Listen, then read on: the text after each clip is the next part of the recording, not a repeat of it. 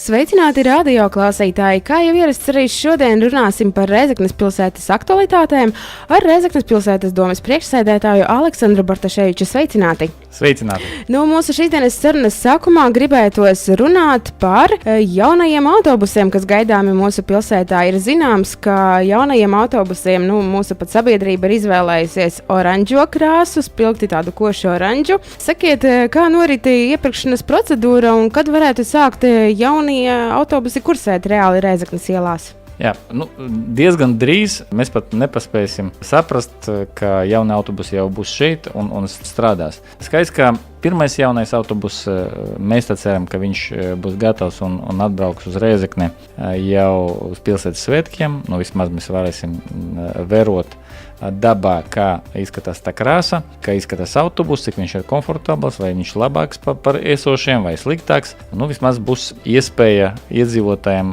likt to atzīmi jaunam autobusam. Runājot par krāsu, es vienkārši atgādināšu radio klausītājiem, ka mēs izvēlamies starp tām krāsām, kuras ir izvietotas mūsu tāda neformāla gerboni pilsētas, kur ir tāds uzraksts Rēzekne, pilsēta Latgales sirdī. Un mēs izvēlējāmies oranžu, kas tiešām ir centrs šai emblēmai un simbolizē Latgales malu. Tāpēc arī tādas krāsas. Attiecīgi zaļa krāsa ir mūsu meži, zila krāsa mūsu Latgales ezeri. Tas ir skaisti.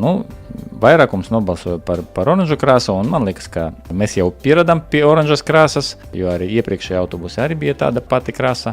Un skaisti, ka jauksim to oranžu krāsu ar balto krāsu. Uz baltas krāsas viegli arī izvietot reklāmu, un principā tie autobusi arī zināmā mērā bija jau sagatavoti, lai izvietotu arī reklāmu, lai arī uz tā pakalpojumu pelnīt naudu. To pelnīs, protams, kā mūsu uzņēmums Rēzeknes satiksme. Iespējams, tas uzlabos, un mēs redzam jau, ka tagad jau uzlabo viņu finansiālu situāciju, kā mēs zinām, ne tikai ārējā reklāma izvietota autobusos, bet arī iekšēnē ir monitori, ir arī citas vietas, kur var plakātus izvietot. Tad mēģinam sniegt tāda kompleksa pakalpojumu šajā ziņā.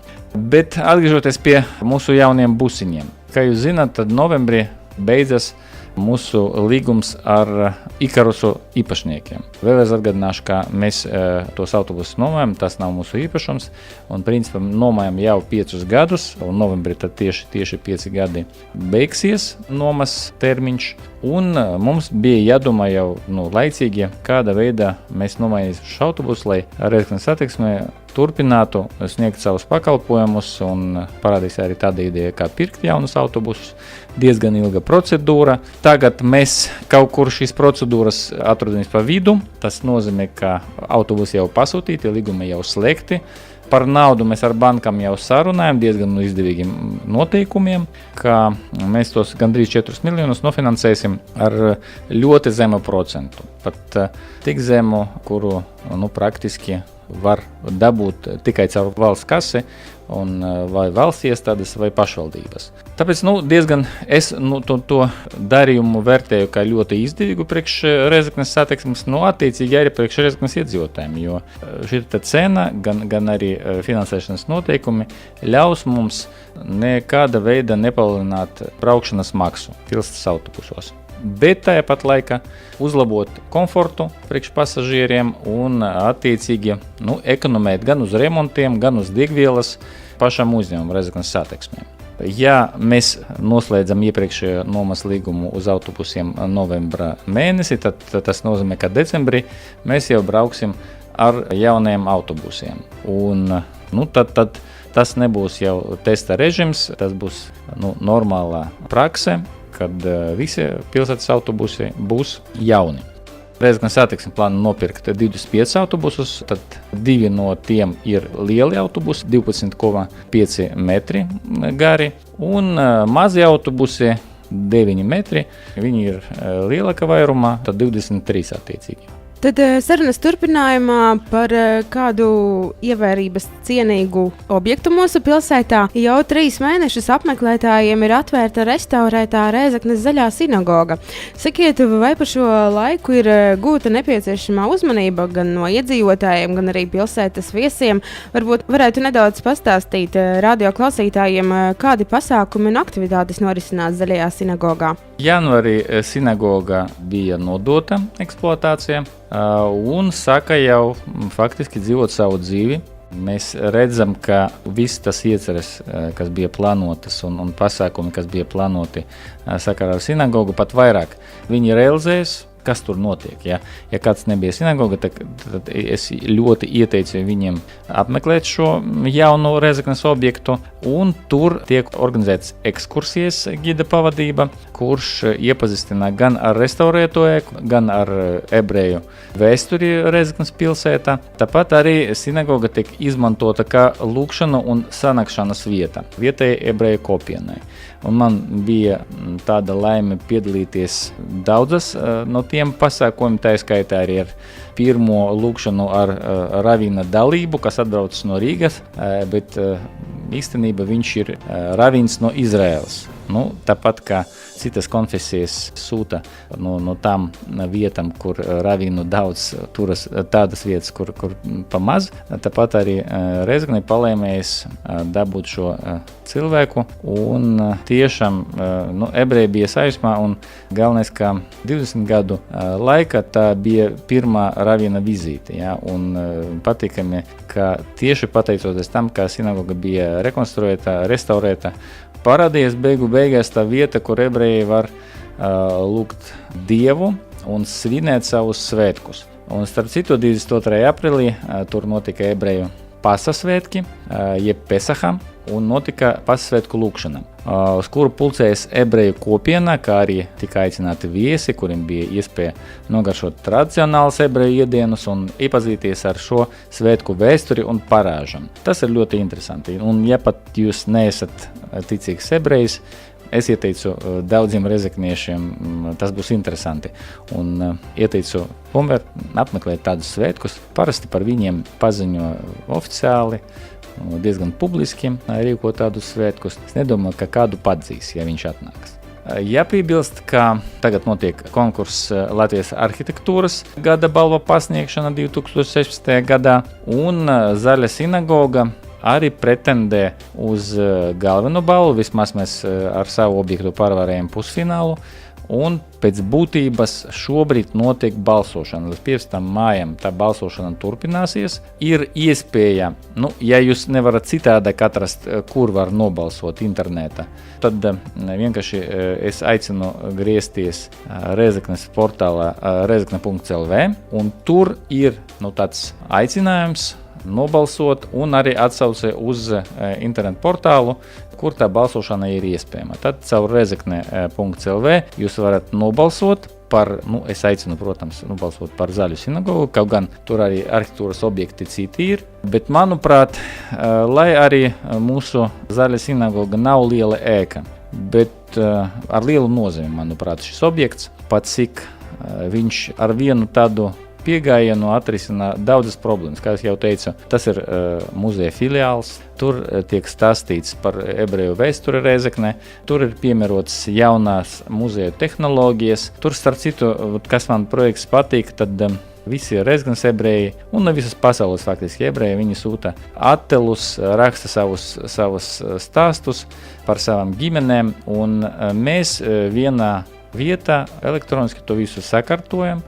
Un tad, principā, jebkurš cits, kas atnāks uz muzeju, var atrast savas ģimenes attelus un varbūt arī tālus radiniekus, atklāt kaut kādas saites ar citiem cilvēkiem. Tas ir ļoti interesants projekts, un, kā es jau teicu, mēs ar vienu projektu atrisinām ļoti daudzas interesantas lietas. Un, protams, ka galvenais, tomēr mēs pasniedzam tādu arhitektūras gada balvu. Sinagoga arī izskatās ļoti smuki, un tur ieguldīts milzīgs gan arhitektu, gan restaurātoru darbs. Skaidrs, ka tāda veida mēs varam pateikties arī viņiem par padarīto, Un, ja Zaļa sinagoga atgūst to vai dabūs to Latvijas arhitektūras balvu, mēs tad lieposimies vēl ar vienu objektu, ar apbalvotu, atzītu objektu Rēzeknes pilsētā. Starp citu, sinagoga ieņema 3. vietu Latvijas būvniecības gada balvās 2015 nominācijā. Restaurācija un tā jau pirmā balva, šīs ēkas pirmā balva. Cerēsim, ka būs arī otra. Tāpēc rezekmieši iesiet aktīvi, atbalstiet Zaļo sinagogu, balsojiet portālā rezekne.lv, jāatrod to vietu, kur var nobalsot. Protams, ka visiem, kas nobalsos, milzīgs paldies no domas priekšsēdētāja būs. Jā, es savukārt vēl gribētu atgādināt, ka noteikti visi, kas tiešām vēl nav apskatījuši Rēzeknes Zaļo sinagogu, to droši var izdarīt trešdienās un sestdienās no 9 līdz 15. Bet mūsu šīsdienas sarunas turpinājumā par kādu citu Vislatvijas aktivitāti šo te pagājušo sestdienu, 23. aprīlī, visa Latvija piedalījās lielajā talkā. Sakiet, vai pats arī šogad talkojāt un kāda tad bija Rēzekniešu aktivitāte šogad? Es personīgi talkoju un daru to katru gadu, un atklāt sakot, esmu lepns katru gadu par tiem darbiem, ko mēs veicam kopā ar kolēģiem. Protams, mēs kopā ar domes administrāciju šogad izvēlējāmies vienu vietu ļoti piemeslotu. Es to speciāli daru, protams, ne īpaši tam piekrīt mani kolēģi, ka tie ļoti sarežģīti posmi tiek izvēlēti priekš uzkopšanas. Šobrīd tas bija grāvis, kur tiešām bija darbs gan ar zagēšanu, koku zagēšanu un krūmu tīrīšanu, gan ļoti lielu daudzumu atkritumu mēs savācam šajā grāvī. Starp citu, ļoti skaista vieta, tāda kalnaina izskatās pie Rēzeknes upes. Tā bija vidusiela, daļa, kas iet gar grāvi. Un tiešām pēc 3,5 stundām mēs tā sajūtam tādu dziļu apmierinājumu ar to, ka mums izdevās par to laiku diezgan ar nelielu cilvēku skaitu sakārtot un sakopt šo teritoriju. Ja mēs runājam par pilsētas rezultātiem un par pilsētas dalību lielajā talkā, tad Rēzekne piedalījās aptuveni 600 cilvēki. Viņi savāca 1000 atkritumu maisus, un tas kopā bija 170 kubikmetru atkritumu. Jūs redzat, ka neskatoties to, ka katru gadu mūsu pilsēta kļūst skaistāka un sakoptāka, vienalga ir vietas, kur diezgan daudz tādu atkritumu. Protams, ka visas tās vietas, kas bija pieregistrētas speciālajā portālā, mums neizdevās sakopt, bet vienalga tie sakopšanas darbi, viņi turpināsies. Un, protams, ka es gribu arī pateikties visiem, kas piedalījās talkā. Atzīmēšu varbūt atsevišķus Austrumu Latvijas radošo pakalpojumu centra Zīmuļus, viņu liela talcinieku grupa, valsts probācijas dienestam un viņu darbiniekiem liels paldies par atbilšanas alējas 92 sakopšanu, visam skolam pilsētas un skolēniem. Milzīgs paldies par tiem sakopšanas darbiem, ko viņi veica. Tad gan meža parkos bija veikta darbība, gan pie skolam, gan pie upes, un tiešām milzīgs darbs. Patīkami, ka ar katru gadu mums skolēni aktīvāk un aktīvāk piedalās talkošanā. Es domāju, ka tas ir ļoti pareizi, arī no audzināšanas viedokļa, jo tas skolēns, kas vienu reizi piedalījies talkā, viņš jau turpmāk nemeslos. Tas ir galvenais iegūms.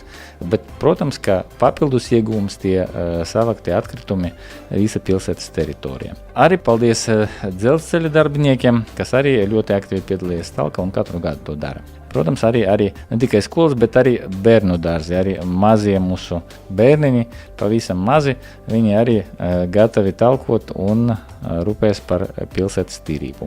Un, kā es jau teicu, talka aizgāja, beidzas, bet mums jāskatās tad, lai visu gadu mēs nemeslotu, bet uzvedamies visi Rēzeknes iedzīvotāji saudzīgi pret dabu un pret savu pilsētu.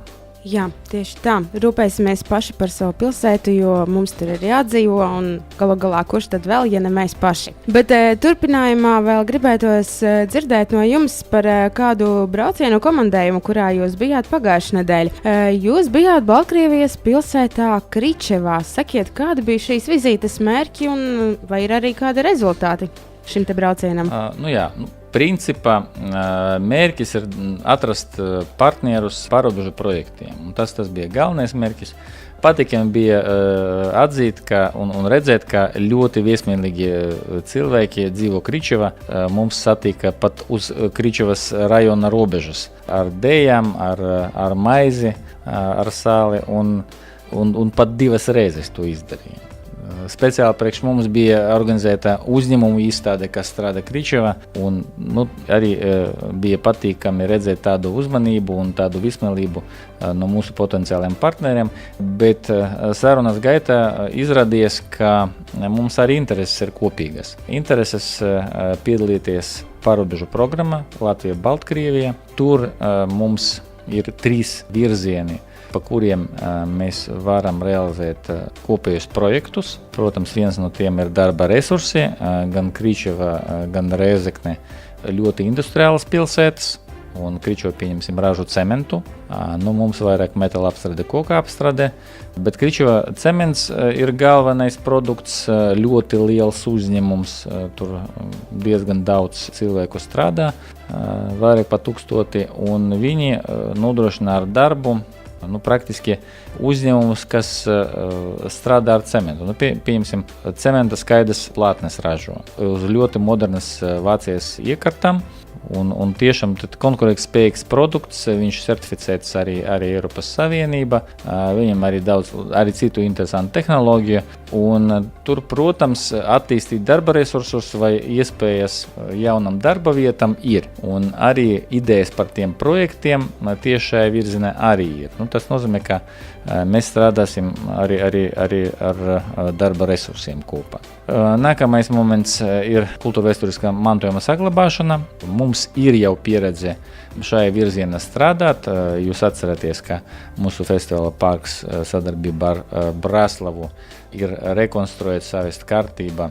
Gan Kričeva, gan Rēzekne ir pilnskalni.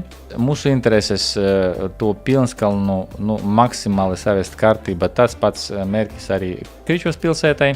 Sākumā arheoloģiski pētījumi. Tas ir viennozīmīgi, vajag atrakt visu, kas tur ir iekšā zemē, saprast, kā izskatās gan Kričevā, tas cietoksnis, gan arī Rēzekne. Kaut gan mēs mazliet tālāk pavirzījāmies, mums tas pētījums, mērķis ir jau, ko mēs plānojam darīt ar Pilnskalnu. Bet tomēr jāturpina ar arheoloģiskiem pētījumiem un turpināsim pēc arheoloģijas projektēt un varbūt sakārtot, mēģināsim to Pilnskalnu. Iespējams arī turpināsim un būvēsim kaut ko jaunu tur.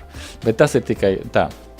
Pēc pētījuma varam pateikt, vai tas ir iespējams vai nav. Un, protams, ka tur arī mums viena kopīga ideja sakārtot Pilnskalnas pilsētas.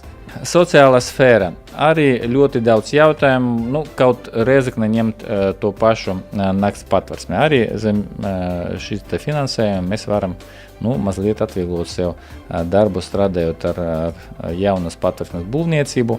Līdzīgas lietas eksistē Baltkrievijā. Es jau nedziļināšos sīkumos, bet arī šajā virzienā ir iespēja realizēt ar vienu mērķi kopīgu programmu. Starp citu, mums vieno arī tāda lieta, ka Kričevam ir gandrīz mazliet vairāk pa 800 gadiem, Rēzeknei 700 gadi. Ja? Arī diezgan sena vēsture, un iespējams, ka 500 kilometri, kas atdala mums no Kričevas pilsētas, nav tik daudz vēstures retrospektīva. Jo mēs redzam, ka arī vēsture daudz vai maz ir vienāda. Gan kas saistīts ar pazīstamām personām, gan arī ņemot vērā klimatiskus kaut kādus apstākļus.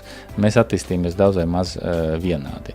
Abas pilsētas ir diezgan senas pilsētas. Tas nozīmē tikai vienu, ka mēs plānojam savu sadarbību attīstīt, varbūt neiet runa par kaut kādas sadarbības līguma parakstīšanas starp pilsētām, jo mums jau pietiekoši daudz tādu draugu Baltkrievijā, bet sadarboties projektu realizācijā mēs varam. Un skaidrs, ka pēc realizācijas arī var saglabāties ļoti siltas attiecības starp pilsētām. Strādāsim. Vismaz pirmais iespējas labs. Teikšu, ka Mēs jau ne tikai pabijam, bet arī parakstījām tas sapulces mūsu protokolu, kur atzīmējam atsevišķi vēlme abām pilsētām realizēt kopīgus projektus. Pārobežu programmas Latvija, Baltkrievija. Tas nozīmē, ka mēs jau tagad sākam pētīt visas projektu virzienus, un katra pašvaldība gatavo savu priekšlikumu, un tuvākā laikā, faktiski mēneša laikā, mēs jau iziesim uz konkrētiem projektiem. Atgādināšu, ka pēc 3 mēnešiem mēs tā rēķinām, ka programma tiks atverta un tiešām pirmie priekšlikumi būs iesniegti. Tā skaitā arī no Reitnes pilsētas. Vēl ko gribu teikt, tad mums sadarbība laba ne tikai ar Kriču, Baltkrieviju, bet arī ar Vitebsku un ar Braslavu, ar kuru mēs jau realizējam projektu vienu. Laba sadarbība ar Baltkrieviju turpinās, un mēs redzam tajā ļoti lielas perspektīvas, pat cik Baltkrievija daudz vai maz attīstās un bija spējīga saglabāt savus tirgus arī krīzes laikā, ko mēs tagad vērojam. Un vienalga Baltkrievija ir diezgan tāda perspektīva valsts un ar lielu potenciālu. Jā, šobrīd teikšu jums paldies par sarunu, bet radio klausītājiem atgādināšu, ka par mūsu pilsētas aktualitātēm stāstīja Rēzeknes pilsētas mērs Aleksandrs Bartaševičs. Paldies!